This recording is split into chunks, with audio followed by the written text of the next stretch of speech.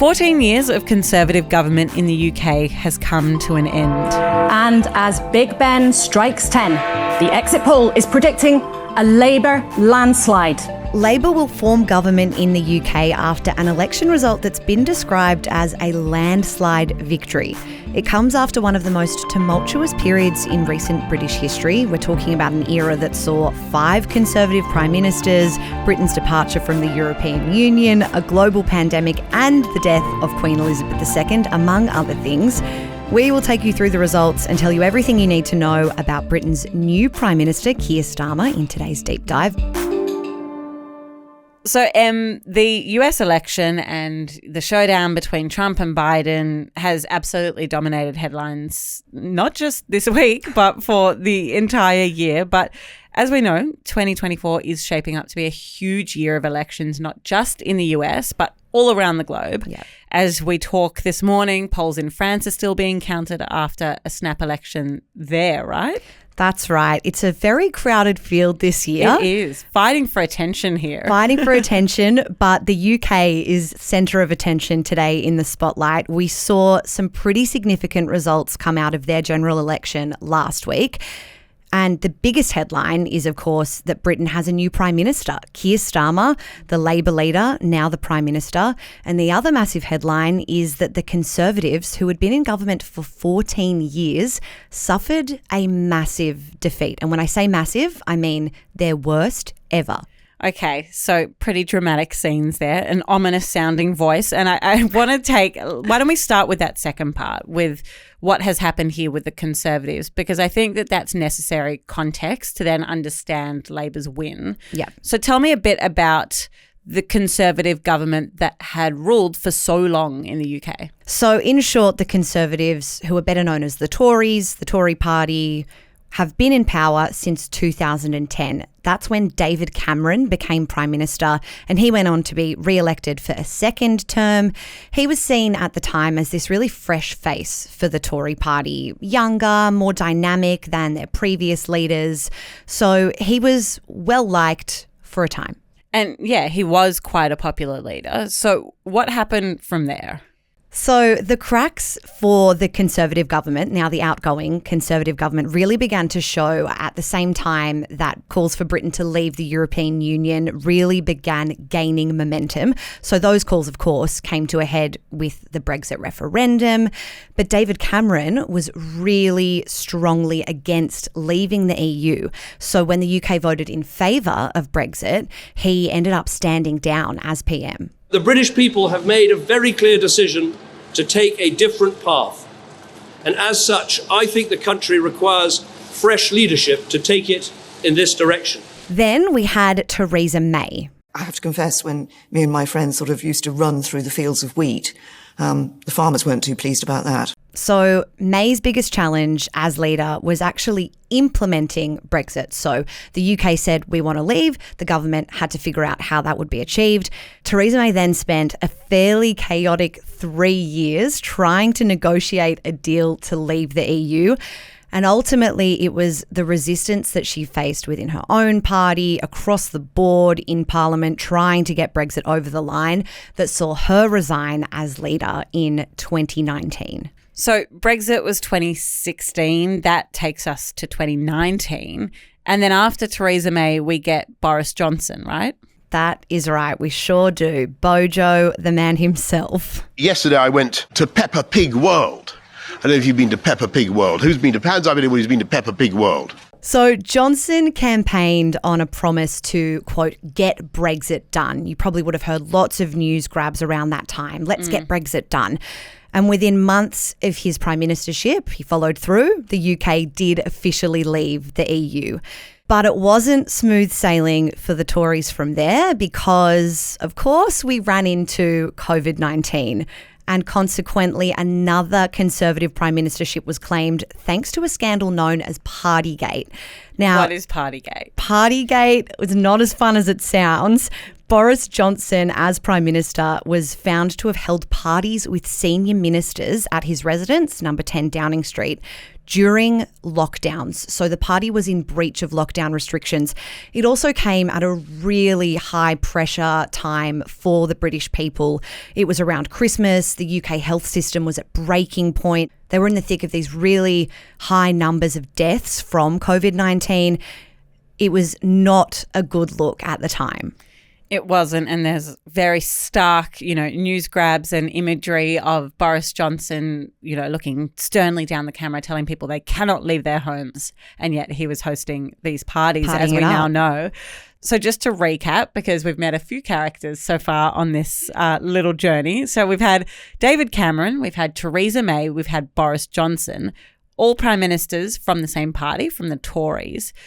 But Rishi Sunak wasn't the next one. There was one more prime minister in between. Another one. Almost at Sunak on this narrative, but not quite, because while you'd be forgiven for forgetting, there was a prime minister named Liz Truss. I am a fighter and not a quitter. The shortest serving prime minister in UK history. So Liz Truss tried to pass this ambitious plan to cut taxes. She didn't provide specifics about how the government would pay for those tax cuts, which led to an economic crisis in the UK, shortly followed by Liz Truss's resignation. It was an extremely short time. Someone had a lettuce there to symbolise her prime ministership, to see which would wilt quicker. The live countdown. She only lasted 45 days. 45 days, yep. During which time the Queen died. And actually, Zara, Liz Truss ended up losing her seat in this election. So that kind of spells an end for her political career, at least for now. She lost that seat very, very narrowly by about 600 votes to a Labor candidate. So it'll be interesting to see what she does next. So a fairly consequential time in UK history. But yet she resigned, she stepped aside, and then came Rishi Sunak. So Rishi Sunak, 44-year-old former investment banker, he became the first non-white British PM, the fifth Conservative PM in that government since 2010. And what was the vibe when he assumed that prime ministership? So clearly he inherited a government that, to put it lightly, had a fair bit going on. The Tories were hit really hard by that Partygate scandal, as I mentioned. It came at that time when Britain was struggling, and voters really turned against the government from that point. Obviously, other frustrations in the lead up, a lot of frustration around how Brexit was handled. The Tories, from that point, lost almost every opinion poll to Labor from December 2021. So when Johnson was found to have held those COVID-19 lockdown parties, that's the point at which Conservative opinion polls really, really suffered. The leadership of Liz Truss marked another slump in the Tories' popularity. So opinion polls showed that Labor was roughly 30 points ahead of the Conservative government in the days before she stepped down. And so it's against that backdrop that Rishi Sunak called an election earlier this year. What kind of campaign did he run? Given he was operating in this very kind of low trust environment, what did that campaign look like? Yeah, so it was always going to be an uphill battle for Rishi Sunak this election. Euphemism of the century. Yeah. But then came another scandal for the Tories, if you can believe it, right in the thick of when Sunak would have been hoping to kind of garner a bit of goodwill and positive PR for the party. But this betting scandal emerged, and the fallout from that is still ongoing. But the BBC has reported up to 15 Tory candidates are being investigated, along with one Labor candidate. And this is all about some unlawful bets that were made about the date and the outcome of the election. So essentially, people who were not meant to be placing bets on this kind of information, allegedly putting money on when they thought the election was going to be called. London police have also confirmed that one of Rishi Sunak's bodyguards is also under investigation for being involved in this alleged unlawful betting ring. But in terms of what Sunak had been spruiking if the Tories were re-elected, his campaign promises, he'd promised to cut taxes, boost defence spending, cap migration levels, and he also wanted to introduce mandatory national service for 18-year-olds finishing school, which garnered a few headlines as well. But he ended up spending a lot of his campaign just trying to appeal to Conservative voters by warning them against giving Labor too much power. He really platformed his campaign on better the devil you know, I suppose, or telling voters, you can be mad at us, but if you give all of the power to Labor, they'll end up with a supermajority. They can pass whatever they want. Don't do that. If you hand Labour a blank cheque, you will not be able to get it back. It's a really interesting position to be in when all the signs are pointing to a huge electoral defeat. Like, how do you campaign in that sort of environment? And even Rishi Sunak's announcement of the election, like even that he couldn't escape headlines because he did it in the pouring rain. It It really wrote itself. How did voters respond to this sort of campaign? So Conservative or would-be Conservative voters didn't really buy it. Looking at the election results, Labor is expected to win around 405 seats out of 650. So just give us a sense, that's a huge win, That is the biggest majority held by any party since World War II in the UK. Yeah. So meanwhile, the Conservative Party, the Tories, are set to win around 140 seats. Contrasting Labor's victory, that is the Tories' worst ever result, like in its 200-year history. Okay, so records on both sides there. What about the minor parties? They've played quite a big role during this campaign. Yeah, this has been an interesting one. So the Tories weren't just hit hard by that historic swing to Labor. There's a minor party on the right that really disrupted Rishi Sunak's campaign. It's led by well-known Brexit supporter Nigel Farage. It's a party called Reform UK. Now, this is a populist, anti-immigration party, and Farage announced plans during Sunak's campaign to make a political comeback. He'd gone away for a while, but now he's back. And Farage ultimately has this goal of making Reform UK the real opposition in UK politics. So, I mean, he's made a good crack of it. It's on track to pick up its first ever UK Parliament seats with wins in more than a dozen seats. So we're projecting 13 Reform UK seats in Parliament. And so when that's splitting the right-wing vote, that's another challenge for the Tories to try and overcome. So I'm not sure Rishi Sunak and his party would have been too stoked about that. But I want to move on now to the new government and the new Prime Minister. I think most people in Australia would struggle to pick Sir Keir Starmer even out of a lineup. Yeah. Like he's a fairly unknown name outside of the UK. So tell me what we need to know about him and his new government. Yeah, it's interesting. Keir Starmer is not the eccentric kind of leader that we've seen from some of the Conservative PMs of recent times, like your Boris Johnsons. He's not a particularly standout character, you could argue, but that actually might be the key to his success. And I think, after so many turbulent years in UK politics, that may have appealed to a lot of voters. So Starmer is a lawyer and a former chief public prosecutor. And yes, a Sir, he was knighted for services to law in 2014. He's been a Labor MP since 2015, so quite a decent chunk, but he's fresh enough to kind of be seen as someone young enough or interesting enough to bring something different to the party, possibly.